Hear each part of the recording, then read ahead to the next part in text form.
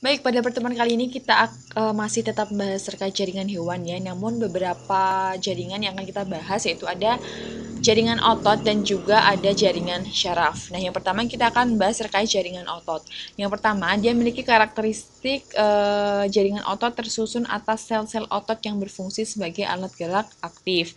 Karena memang pada dasarnya otot ini masuk ke dalam kategori alat gerak aktif pada tubuh kita. Kemudian yang kedua, jaringan otot ini terdiri dari serat-serat otot yang disebut dengan miofibril gitu ya. Kemudian yang ketiga, otot dapat bekerja secara aktif dengan cara kontraksi atau memendek dan juga relaksasi atau memanjang dengan bantuan protein aktin atau berbentuk filamen halus dan juga protein miosin berbentuk filamen kasar, ATP dan juga CA2+. Nah, kemudian pembagian dari jaringan otot. Jadi jaringan otot ini dibagi menjadi 3 bagian. Ada otot lurik atau rangka, ada otot palos, dan juga ada otot jantung. Kita akan bahas satu persatu di slide selanjutnya. Yang pertama ada otot lurik atau otot rangka. Dia tersusun dari serabut otot atau miofibril, kemudian berbentuk silindris memanjang dengan diameter 10-100 mikrometer. Gini ya bentuknya. Jadi seperti batang gini, kemudian memanjang dan memiliki garis-garis melintang. Nah, garis-garis melintang ini sehingga dia disebut dengan otot lurik karena dia bermotif melintang-melintang. Kemudian dia memiliki inti banyak, lonjong dan berada di tepi. Kalian bisa amati ya, intinya ini lonjong, kemudian terletak di tepi dan ini jumlahnya pun juga banyak. Jadi satu gelondong ini pun juga lebih dari satu gitu ya, lebih dari satu inti sel. Kemudian dia bersifat volunteer. Volunteer maksud di sini yaitu dia bekerja ketika kita kehendaki atau bekerja di bawah sadar kita. Ketika kita mendaki untuk otot ini bekerja pun dia bekerja, kalau tidak bekerja pun dia tidak bekerja, sehingga sifatnya dia cepat lelah. Kemudian yang kedua ada otot polos. Otot polos ini memiliki sel panjang yang runcing. Jadi bentuknya itu seperti gelendong-gelendong gitu. Jadi gendut di tengah tapi runcing di ujung-ujungnya. Dia tidak memiliki garis melintang karena dia bentuknya polosan gini ya. Gelendong dan juga polosan. Panjangnya sekitar 50-500 mikrometer. Kemudian dia memiliki inti sel di tengah. Gini. Dia memiliki inti sel di tengah, kemudian dia bersifatnya involunteer. Jadi dia ini bekerjanya tidak di bawah kesadaran kita gitu ya. Fungsinya untuk aktivitas kontraktil juga dapat mensintesis kolagen, elasin, dan proteoglikan gitu. Jadi berbeda dengan otot lurik sebelumnya, dia bekerja secara sadar gitu ya, sehingga dia cepat lelah. Namun kalau otot polos ini dia bekerjanya di bawah ketidaksadaran kita gitu. Jadi misalnya pada sistem pernafasan gitu ya. Jadi kan kita nggak mungkin bisa mengatur gitu ya pada sistem pernafasan, sistem pencernaan kita bahwa yuk kerja yuk enggak yuk kayak gitu. Jadi memang dia sifatnya tidak sadar gitu. Biasanya dia bekerja pada organ-organ dalam gitu, berbeda dengan otot lurik. Nah, selanjutnya yaitu ada otot jantung gitu. Dia bentuk selnya memanjang dan melintang seperti otot rangka. Ini. Jadi dia bentuknya memanjang seperti ini, kemudian ada garis-garis melintang gitu ya, seperti pada otot lurik. Kemudian dia berdiameter sekitar 15 mikrometer. Jadi besarnya ini diameternya sekitar 15 mikrometer. Panjangnya antara 85 sampai 100 mikrometer. Dan dia memiliki satu atau dua inti sel pucat di tengah. Ini berbeda dengan sel polos gitu ya, sel otot polos, kemudian juga sel otot lurik gitu. Kalau dia itu lebih pucat warnanya dan letaknya pun di tengah.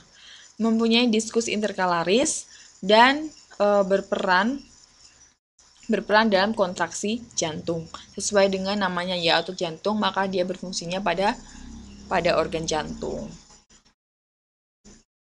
Ini kita akan melanjutkan dari jaringan otot yang sebelumnya. Nah, sekarang kita akan bahas terkait jaringan syaraf. Untuk pertama, kita akan bahas terkait karakteristik dari jaringan syaraf. Yang pertama, dia tersusun dari sel-sel syaraf atau neuron dan juga serat-serat syaraf. Kemudian dia berkembang dari lapisan ektodermis itu atau biasa disebut dengan lapisan ektoderm gitu ya. Biasanya syaraf ini mulai terbentuk itu ketika embrio memasuki usia 5 minggu. Oke, syaraf ini berfungsi untuk merespons stimulus atau rangsangan, kemudian dia mengolah informasi dan membangkitkan sebuah respon. Nah, untuk penyusun jaringan syaraf tersendiri itu kan ada dua, ada sel-sel syaraf atau neuron dan juga ada serat-serat syaraf. Kalau sel-sel syaraf ini ada dua, ada neuron dan ada sel neuroglial. Jadi di jaringan syaraf ini jumlah neuronnya itu sangat banyak sekali gitu. Kurang lebih terdapat miliaran neuron. Nah, siapa kemudian yang menyokong neuronnya ini? Ini sel glia. Sel glia ini nantinya yang akan menyokong bermiliaran-miliaran neuron yang ada di jaringan syaraf. Kemudian ada serat syaraf, ada serat yang tidak bermielin dan serat yang bermielin. Kalau serat yang tidak bermielin, ini biasanya terdapat pada sistem syaraf pusat dan sistem syaraf tepi. Kalau di sistem syaraf pusat, biasanya dia tertutup oleh sel glia atau sel neuroglial gitu ya. Tetapi kalau di sistem syaraf tepi, biasanya dia tertutup oleh selubung sehwan. Nah, kita akan bahas satu yaitu sel syaraf atau neuron.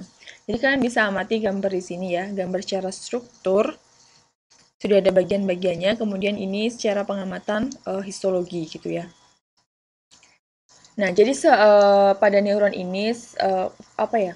Tahap-tahapnya itu dimulai dari rangsangan itu diterima dari dendrit gitu ya.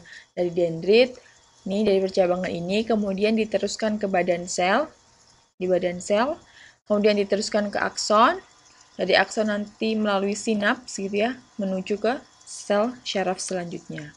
Nah, kita akan bahas fungsi dari masing-masing bagian pada neuron gitu. Yang pertama ada dendrit gitu ya.